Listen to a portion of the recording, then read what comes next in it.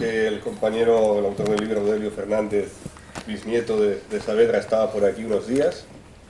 Nos pusimos en contacto no con él, sino con José Luis, que vimos que era el que había difundido la noticia, viendo la posibilidad de si podía venir aquí a Granollers. Nos respondió que muy amablemente que sí, cosa de la que estamos muy contentos.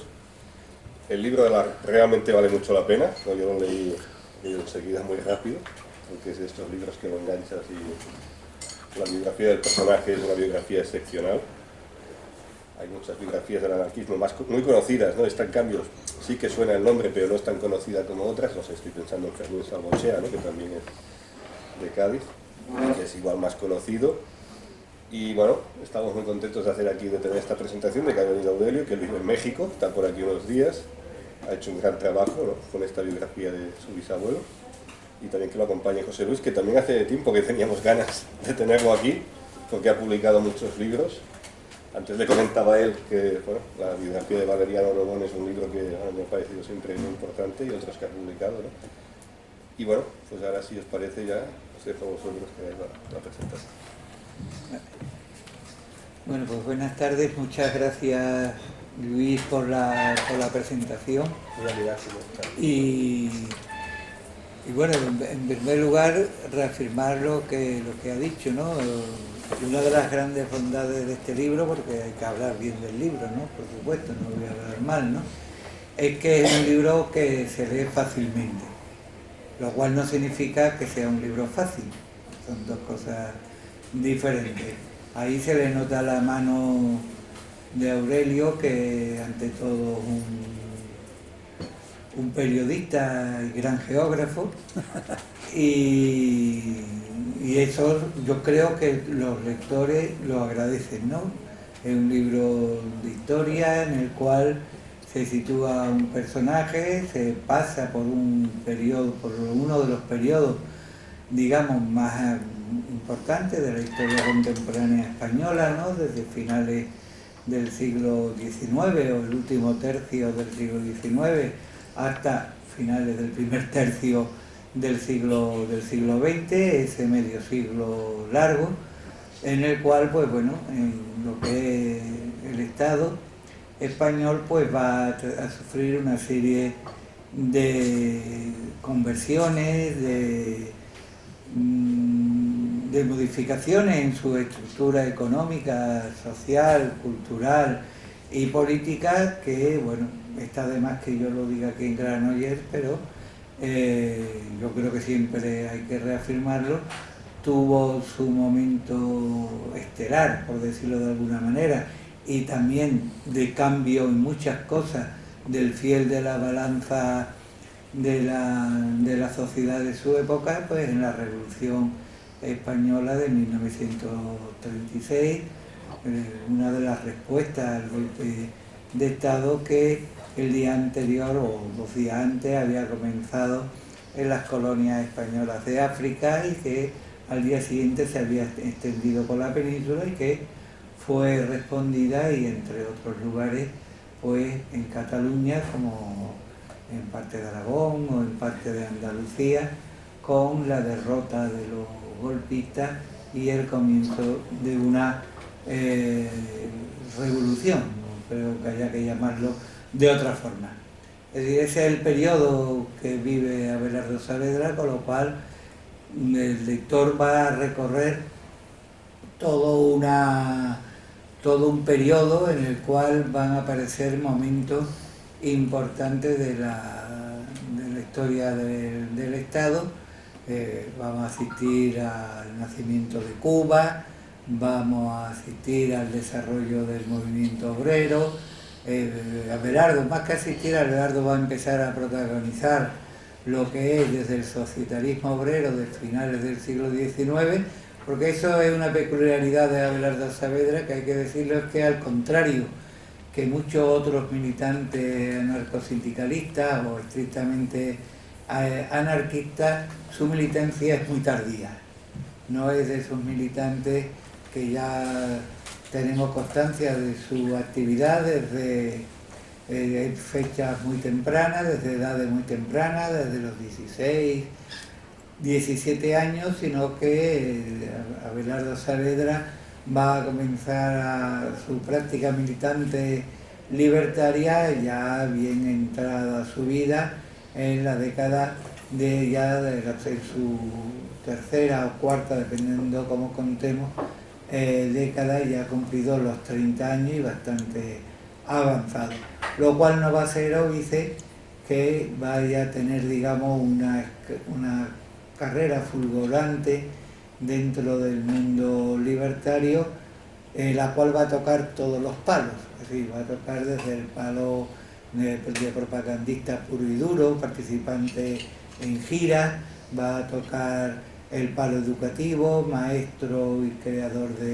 de escuelas obreras, va a tocar, por supuesto, porque como decía Federica Montseny, dirigiéndose en un suelto que publicó en la revista Blanca cuando apareció la colección de la novela ideal, no sé si recuerdan la novela ideal, esos folletitos que hacían el papel que hoy día hacen por la televisión los culebrones, ¿no? Pues era exactamente lo mismo, no existía la televisión, la radio tampoco tenía el desarrollo que va a tener con posterioridad, y eran esos folletones que muchas veces se publicaban en los periódicos de forma diaria, y en este caso la familia Montseny tuvo la visión comercial, por llamarlo de alguna manera, de comenzar a editar esas novelas de 32 páginas con portadas a un solo color, que se podían imprimir 4 veces en un pliego, que eran las mensuales. Sí, una versión perfectamente pensada y que tenía, y perdón por extenderme con lo de la novela ideal, por poner una cita, es lo que tiene improvisar, para que me sabe mal dejarlo a medio camino, ¿no? Tenía la virtud, tenía siempre como argumento, o la dirección de los argumentos que pedía la familia Montseny, es que fueran historias amorosas, fueran historias normalmente ambientadas en el mundo urbano, pero que tenían una finalidad en el mundo rural, muy en consecuencia con determinados planteamientos anarquistas, con una fuerte vena anticlerical. Y en ese sentido, pues Abelardo va a representar, digamos, va a ser, digamos, uno también de los representantes, lo mismo que fue propagandista, fue educador, o fue maestro, como quieran llamarlo, fue también periodista, fundador de periódicos, tanto en Andalucía como en Cuba, director de ellos, tanto en Madrid como en Barcelona, y también fue, digamos, una persona dedicada a la militancia sindical, puesto que va a participar en ese momento, por lo menos bajo mi punto de vista, yo sé que es una interpretación que quizás pueda ser discutida, en el que el viejo societarismo obrero es sustituido por el moderno sindicalismo, que va a representar la constitución, la aparición de la CNT, ¿no? En el Estado español, el sindicalismo, digamos, moderno, en el sentido de actividad de una clase obrera en desarrollo, cuando ya son sociedades de masas, ¿no? Y las masas participan en la política, se va a establecer en la política en el buen sentido de la palabra, no en la política partidaria, sino en la política entendido como la participación de los ciudadanos en la república, ¿no? Lo que dirían los clásicos, ¿no? Pues aparece ese nuevo sindicato, la CNT, que de alguna forma se vehicula finalmente a través de ese magma que es el anarcosindicalismo, y en el cual Saavedra va a estar presente, puesto que estuvo presente en la creación de una de las sesiones del sindicato textil de Barcelona, incluso fue enviado, que le costó una nueva prisión, ¿no? Eso hablará Aurelio, va a ser enviado al protectorado, a Melilla y a Andalucía, a Málaga, a crear esas sesiones, y les va a valer también un periodo de cárcel.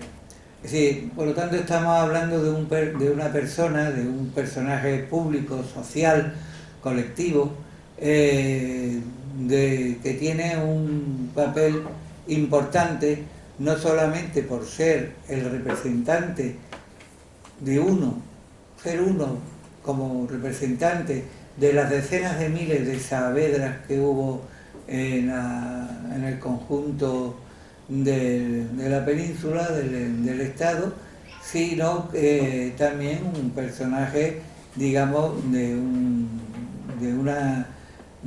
yo, Aurelio, yo sé que no le gusta, ¿no? Pero yo creo que en parte tengo razón, y yo sé que es muy discutible lo que voy a decir también, perteneciente a la aristocracia anarquista catalana, ¿no? Va a establecer una serie de lazos familiares con personas que, independientemente de su origen, van a jugar un papel muy importante en el mundo libertario, por lo menos barcelonés, como Aurelio Fernández o Patricio Navarro y Rosquilla Migreñal, si mal no recuerdo, ¿no? Es decir, que estamos hablando de una parte del núcleo duro del anarquismo, del anarcosindicalismo barcelonés por lo menos.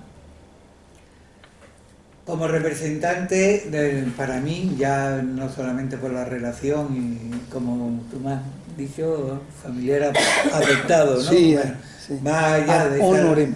de esa relación honorífica como familiar, pues, lo cual yo te agradezco ese nombramiento y espero que me bautices bien, como tiene que ser, pues Saavedra es, digamos,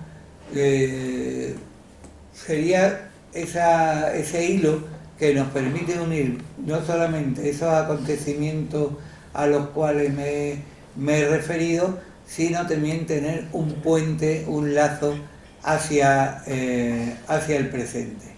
Daba la casualidad que cuando estamos presentando el libro, bueno, casualidad entre comillas o no tanta casualidad, cuando estábamos presentando el libro en Madrid hace 4 días, ¿no? O 5 días, pues al día siguiente se celebraba una manifestación de la CNT, bueno, de una de las CNT, de la CNT sin calificar, sin adjetivo actualmente, en contra, pero que lo que me interesaba, de la exigencia del cese de una represión sindical contra diferentes afiliados, que además había alcanzado la categoría no ya de represión sindical, sino de represión judicial, algo muy frecuente en el mundo anarquista. No sé, hoy día parece que nos llama la atención que la derecha utilice, y la extrema derecha por supuesto,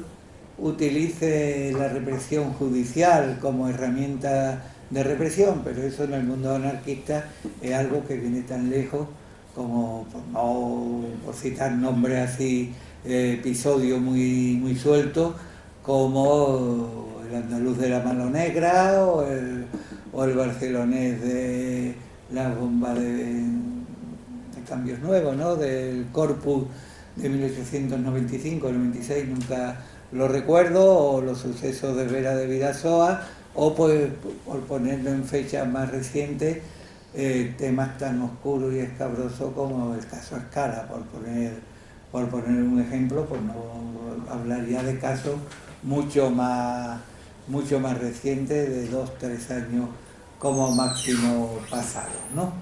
Es decir, con la lectura del libro de Aurelio sobre Abelardo, pues vamos a entrar en un mundo que, a pesar de que el mundo libertario, y lo digo sinceramente, dentro de sus posibilidades, quizás sea uno de los mundos sociales de este Estado que más ha prestado atención. Otra cosa es la repercusión fuera que haya podido tener, ¿no?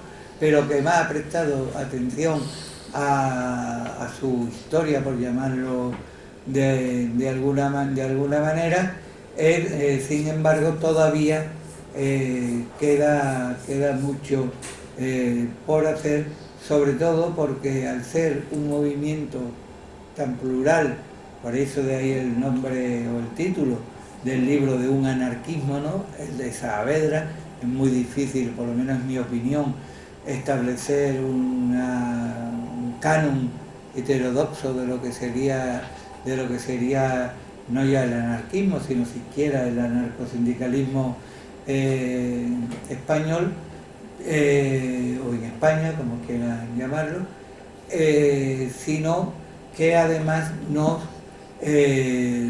representa, digamos, una visión más compleja de lo que en un primer momento puede parecer, y de mayor actualidad como es la que tiene. Yo quisiera terminar, para darle la palabra a Aurelio y no extenderme.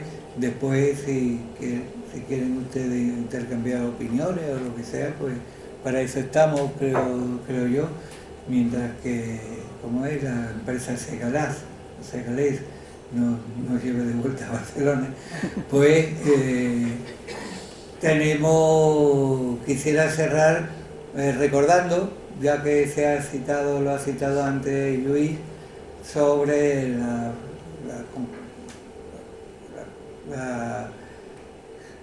la vecindad entre Abelardo Saavedra, como natural de Villamartín en la provincia de Cádiz, y Fermín Salvochea como gaditano, también una de esas estrellas de la cosmología o del santoral ácrata de este país, y que precisamente hoy, día 27 de septiembre, se celebra pues se produjo y se recuerda el 17 a 22, son 15, pues el 115 aniversario de su fallecimiento, de su muerte, y en este mismo momento, me imagino, como se suele hacer, habrá un acto en un barrio popular de Cádiz, recordando la figura de Fermín Salvochea, que por supuesto no saldrá en la prensa ni en ningún otro lugar, lo cual no significa que no exista y se celebre, además organizado por la Asociación de Vecinos del Barrio, que se llama, como no podía ser de otra manera, Fermín Salvochea, ¿no? Y también 27 de septiembre, porque hay que recordarlo, porque son objeto de una de las formas de la represión que afortunadamente no sufrió en su propia carne Saavedra, pero que sí lo sufrieron muchos como él. Es también el aniversario de los últimos asesinatos del régimen franquista en los fusilamientos en Hoyo y Manzanares de tres militantes total de militantes del FRAP, el Frente Revolucionario Antifascista Patriótico, para los más jóvenes, ¿no?, que no recuerden que era el FRAP, y de ETA, ¿no?, que fueron en definitiva los últimos asesinatos de un régimen que trastocaría, también sé que puede ser objeto de discusión en la actual monarquía parlamentaria, el sistema actual en el que vivimos, a partir de la muerte 3 meses más tarde del dictador, en el 20 de noviembre de 1975. Es decir, estamos presentando este libro hoy aquí en Granollers, con ese plus de actualidad que le da el tener una figura que representa exactamente por lo que luchó Saavedra y por lo que de alguna forma terminaron padeciendo por la represión de una dictadura. Y aquí, antes hablando, y perdonad que revele públicamente lo que he escuchado, pues el familiar que tuvo, que fue obligado a bautizarse para poderse casar dentro del momento que le tocó vivir. Algo que ni fue algo individual, ni fue una casualidad, ¿no? Yo no conozco en ese sentido Cataluña, pero por lo menos en Andalucía los bautizos masivos de hijos de rojos, porque no estaban ni sus padres casados como Dios manda, ni sus hijos bautizados como Dios manda, a partir del verano del 36, en la zona ocupada por los golpistas, y después del 39, ya en el régimen de Franco, fueron más que numerosos y en ocasiones convirtiéndose en auténticos esperpentos colectivos, en la cual, pues bueno, la figura más clásica del conservadurismo y de la extrema derecha española pues tenía un papel protagonista. Pero bueno, esa es otra historia, no tan lejana contra lo que luchó Saavedra, por lo que vivió y por lo que le ocurrieron tantas y tantas cosas. Tuvo la vida que tuvo Saavedra y su familia, y que ahora, bueno, que pueden leer por supuesto en este libro de forma ágil, y que ahora Aurelio pues irá desgranando. Muchas gracias.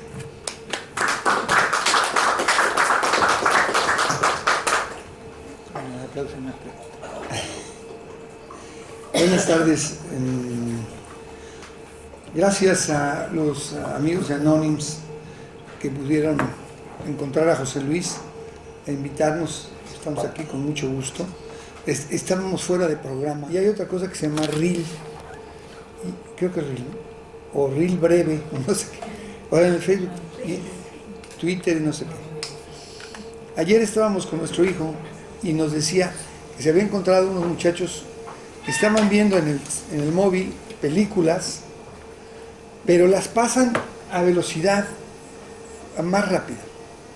O sea, no tienen tiempo los jóvenes de hoy de ver una narración en tiempo normal, sino que le pican. Hay una cosa, ¿no? Una función que es que vaya más rápido, ¿no? Entonces uno dice, ¿cómo vamos a contar las cosas hoy día? Un libro como este, relativamente extenso, ¿qué temperamento se requiere para sentarse a revisar toda la historia, ¿no?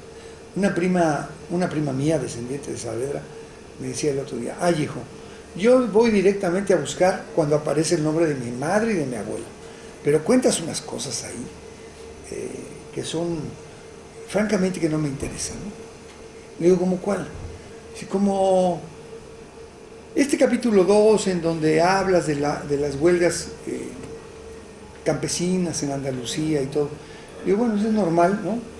Que no te interesen, pero en realidad para mí fue una de las partes más emocionantes del trabajo.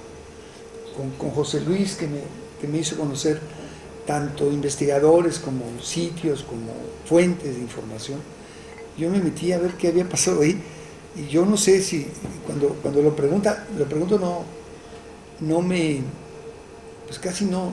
Por ejemplo, ¿ustedes saben qué es un cigarrito en términos laborales? Se usa el concepto cigarrito, ya nadie usa eso, ¿no? Aunque uno vea a los dependientes salir a echarse un cigarrito, pues es eso.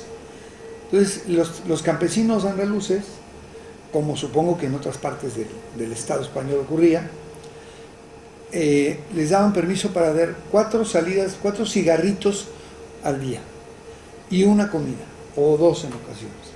Entonces ellos pedían que en lugar de darles 10 minutos para el cigarrito, les dieran 15 minutos. O sea, era un descanso a cada cuarta parte del trabajo para salir a fumarse un cigarrito o descansar. Pero era un trabajo, cuando yo me imbuyo en los periódicos de Cádiz, de Sevilla, el diario de Cádiz, el Liberal de Sevilla y otros, voy descubriendo lo que pedían esos hombres.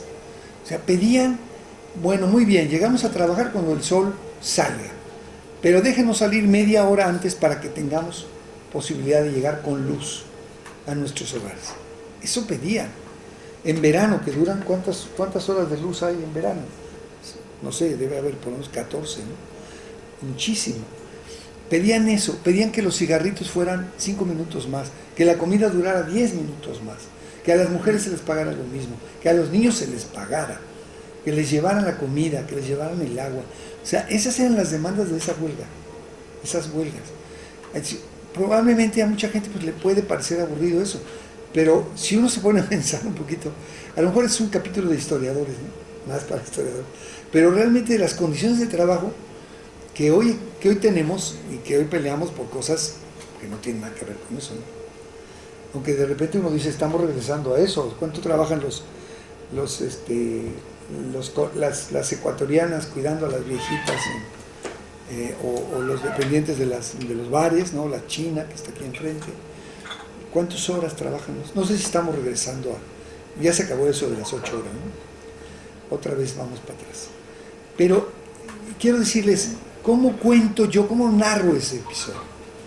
¿Qué cosas son las que hay que decir, ¿no? Me resisto a hacer un film de 30 segundos.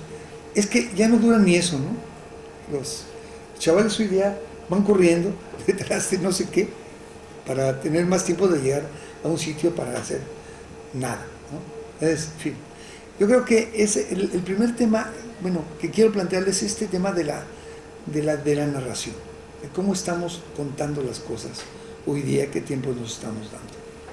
Saavedra lo ha descrito muy bien José Luis, siempre lo hace además, pues es un hombre que entra a la participación social, se resistían ellos a llamarle política, a casi los 40 años. Su primera participación es en Sevilla, que yo tengo, en 1900 más o menos, cuando tenía 40 años, ¿no? Y después, ¿cómo es posible? Además tenía 4 hijos. Tu abuela, me da mucho gusto tener aquí, además de mí, 2 descendientes de Saavedra, está Manuela, que es bisnieta como yo, y el tataranieto, Alfredo Abelardo, que además se llama Abelardo como por el aquel Abelardo, y el otro más reciente. Entonces, ya estaban con ella, y él, ¿a dónde deja? Se queda viudo, ¿y dónde deja a los hijos, ¿no? Esa parte yo me la preguntaba, y digo, debe haber sido doloroso y emocionante al mismo tiempo, porque se los deja a los amigos, a los compañeros de Sevilla, y se va a Morón de la Frontera, donde también nos invitaron, pero ya solo va a ir José Luis, a hacer un periódico, a hacer una escuela. Y hay una descripción de Sánchez Rosa, es Sánchez Rosa, ¿no? Fue su alumno, otro anarquista muy destacado también, de cómo se comportaba Saavedra, el gran maestro Saavedra, lo que había hecho, cómo luchaba, etc., ¿no? Y de ahí es un trayecto, una historia muy interesante, muy apasionante, donde él se va haciendo escuelas, alfabetizando, creando periódicos como La Voz del Terruño en Morón de la Frontera. Sufre represión, lo apalean, lo meten a la cárcel, ni siquiera le hacen juicios, y va adquiriendo una fama importante, de tal manera que lo van llamando a que participen en mítines y en la organización de las huelgas y todo eso, a pesar pues, de que no era un compañero de la adolescencia como los demás, sino un hombre mayor, ¿no? Esto hace que vaya a Madrid, que le ofrezcan dirigir junto con otros compañeros del grupo 4 de Mayo el periódico Tierra y Libertad, que era sin duda el periódico más importante de la época, el periódico anarquista más importante, con este lema de los populistas rusos, que vino a España, yo supongo, por la vía de Bakunin, o de los bakuninistas, y que después nosotros tenemos en México, y que si uno le pregunta a un mexicano, oye, ¿de quién es el lema Tierra y Libertad? Pues no va a decir que había un periódico en Madrid, mucho menos que eran los mojiks rusos, algunos ucranianos, por cierto, también, sino va a decir que es un lema de Emiliano Zapata, como lo es, también, ¿no? Pero hoy día parece más un lema de ellos que del anarquismo que llegó a México por la vía de los militantes cercanos a unos anarquistas muy interesantes mexicanos que fueron los Flores Magón. Entonces él, bueno, participa en esto, lo llaman a dirigir el periódico, dirige el periódico y dirige una escuela y está haciendo mítines en todos lados. O sea, tiene una dinámica que uno no se podría explicar. Pues hoy día coge el avión y te vas en el tren. Pero entonces, ¿cómo era desplazarse de Madrid a Barcelona para estar conociendo la escuela de Ferrer Guardia, conociendo a Mateo Morral, que después le tiró la bomba al rey, que lamentablemente falló en 1906. En fin, ¿y por qué lo deportan? Está en la cárcel en Perpiñán, los franceses lo echan a Orán, y allá en Orán empieza a organizar a los trabajadores del muelle, de los puertos, y lo vuelven a echar, se escapa, en fin. Su vida es realmente una vida extraordinaria. Después le toca la bomba de Morral, el 31 de mayo de 1906, que tira Mateo Morral a los Reyes, que falla.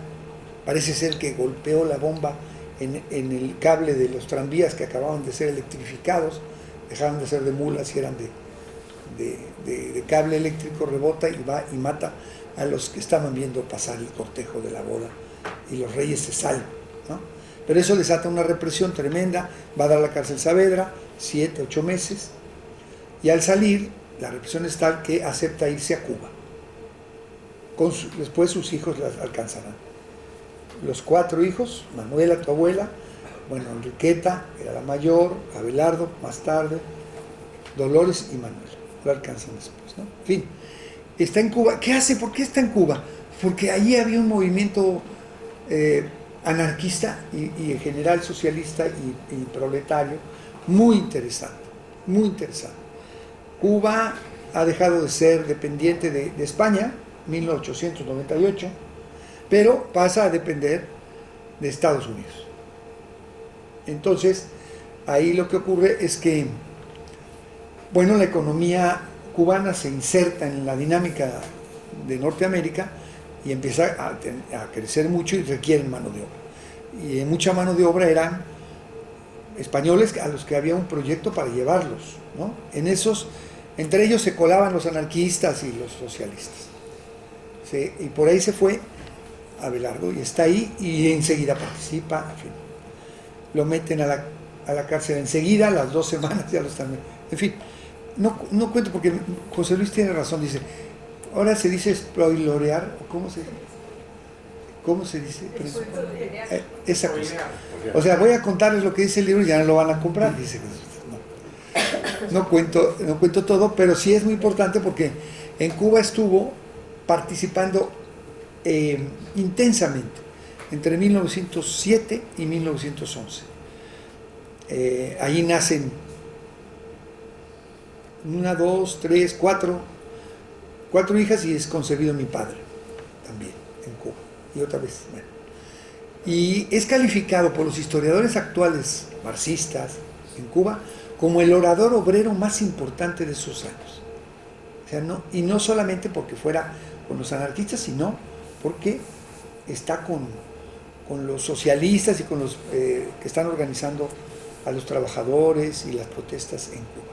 Esto es muy interesante porque pues uno podría decir fue ahí y ya, ¿no? Se convirtió en un hombre muy importante. Lo meten a la cárcel, como les digo, una primera vez porque lo acusaban de estar agitando cuando se le había financiado el viaje, lo cual era mentira. Él había pagado su viaje y entonces lo tuvieron que soltar. Y después ocurre un episodio muy importante para nosotros los mexicanos. Resulta que los Flores Magón, que eran unos anarquistas muy importantes de México, han sido echados, han tenido que huir y están en Estados Unidos, en Los Ángeles. Pero había un periódico en Cuba que se llamaba Tierra, así solo Tierra, y se vendía en México. Llegaba a México a varios puertos, a través de las mercaderías, ¿no? Por ejemplo, hay un puerto que se llama Progreso, en la península de Yucatán, en México, que es el más cercano a La Habana, y 2 veces por semana llegaban los barcos, ¿no? Entonces, por ahí se colaba el periódico. Y los Flores Magón y otros opositores al régimen de Porfirio Díaz convencen a los anarquistas y a los de Tierra de publicar las denuncias contra Porfirio Díaz. Entonces él decide hacer una columna que se llamó La Inquisición en México. Y hace un artículo, y ese artículo llega a Mérida, o sea, a Progreso y luego a Mérida, lo recoge el gobernador de Yucatán, que es el estado que así se llama, y detiene a los distribuidores. Aquí detiene a los distribuidores del periódico, que eran 2 catalanes, Francisco Ros Planas y Antonio Duc Costa.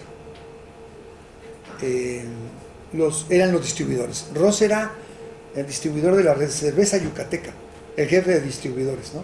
Se ve que ahí ponía el periódico para que se llegara bueno, los detienen, y con ese artículo el gobernador le pide al presidente Porfirio Díaz la carta. Yo tengo la copia de la carta original, es muy emocionante tener esos documentos en la mano. Le dice: oiga, este periódico hay que hacer algo contra él y contra un tal Garín, que es el seudónimo de Saavedra, porque están escribiendo contra y lo ofenden y tal, cosa que hace Porfirio Díaz inmediatamente. Es decir, en noviembre están pidiendo que se haga la denuncia y en enero están deteniendo en la redacción de Tierra en La Habana, en el barrio chino, de Dragones 39 para ser exactos, lo están deteniendo. Y usted es Garín, soy Garín, a la cárcel, a petición del presidente de México. Nunca estuvo en México, ni se imaginó que parte de su familia terminaríamos en México, pero así fue, ¿no? Y a los otros distribuidores los echan de España, de Cuba, acusados de extranjeros perniciosos, era la acusación de entonces, y aplicándoles el artículo 33 de México. Bueno, entonces los echan a uno por tener propaganda anarquista y socialista, lo echan inmediatamente, a Ros Planas, y al otro, Antonio Duc, es Duch pues, pero Duc, lo echan acusado, bueno, lo tienen 1 año en la cárcel y luego lo expulsan. Ahí lo acusan de falsificador de azafrán. ¿Qué tal? Luego yo me enteré que sí, que tenía una tienda de ultramarinos que vendían azafrán, y se me hace que sí falsificaba el azafrán. Bueno, eso creo. Pero bueno, lo echan. Y es así como está. Luego lo sueltan, sigue, en fin. Lo expulsan de Cuba en 1911 y se va. Ahora, yo me detengo aquí en una cosa familiar que me parece muy interesante. Él tenía un amor enorme por sus nietas. O sea, las descripciones que hacían en torno a él era: lo que más adora Saavedra son sus hijos y sus nietos. Cuando su hija mayor, Enriqueta, que era mi abuela, tu tía abuela, que se embaraza, él ha sido expulsado de Barcelona a Francia, de Francia a Orán, de Orán vía una serie de episodios a Túnez, pero le escriben y le dice: va a dar a luz Enriqueta. Se emociona mucho y decide entrar, pero claro, no puede entrar porque tenía 42 procesos en contra, la mayoría procesos de imprenta, ¿no? Ahorita que contestemos, seguimos.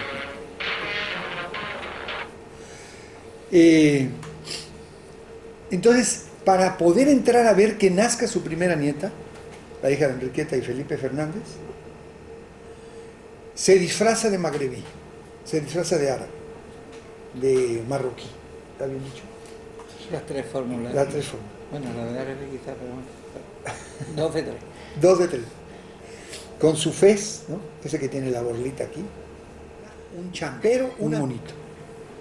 Y entra con un monito. Yo imagino que se había quitado la barba y se peinó los bigotes y entró a España. A Madrid llega, así en esa condición, a ver nacer a su primera nieta, que se llamó Amor. Le pusieron Amor, un nombre ilegal para los tiempos, ¿no? Pero se llamaba Amor. Entonces, él nace así, y luego yo me pongo a averiguar qué pasó.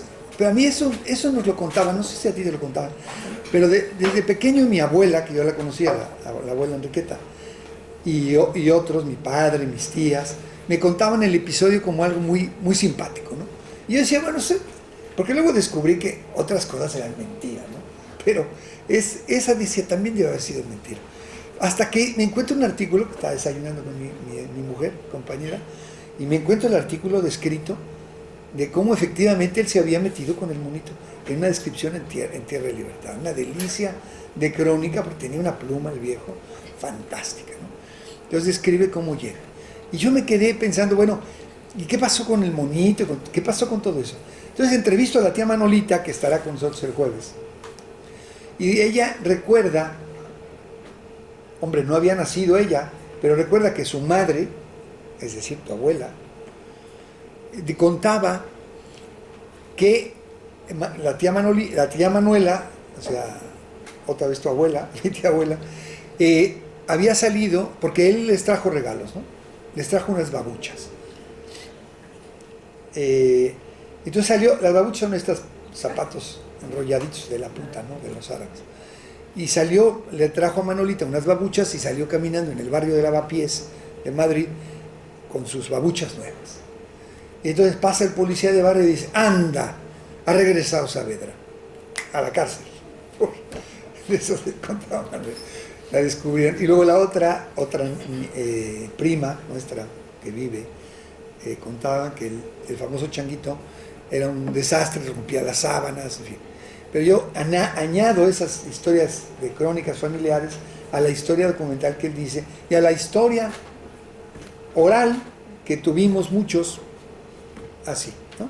Bueno, la segunda vez está esperando que venga su hija, que lo alcance en Cuba, cosa que ocurre en diciembre de 1907. Yo revisé en La Habana los libros de registros, donde entraron, qué día, en fin. Es también muy emocionante. Y entonces llega embarazada mi abuela con una hija, amor. Se van a vivir a Regla, que es una población llena de yorubas y esas cosas de los cultos africanos de los cubanos, del otro lado de la bahía, y ahí nace, pero nace cuando a él lo meten a la cárcel a petición de Porfirio Díaz. Entonces nace su segunda nieta, ¿no? ¿Cómo le van a poner a la segunda nieta? Ese fue un enigma de la familia mucho tiempo y a lo mejor lo sigue siendo. Pues como atravesó el océano, pues le pusieron Oceanía. No sabíamos.